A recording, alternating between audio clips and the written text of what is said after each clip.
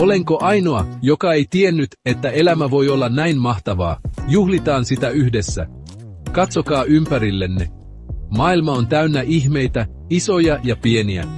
Auringon lämmöstä kasvoillanne ystävien ja perheen nauruun, elämä on täynnä hetkiä, jotka ovat vaalimisen arvoisia. Jokainen auringon nousu tuo uusia mahdollisuuksia ja jokainen auringonlasku tilaisuuden miettiä mennyttä.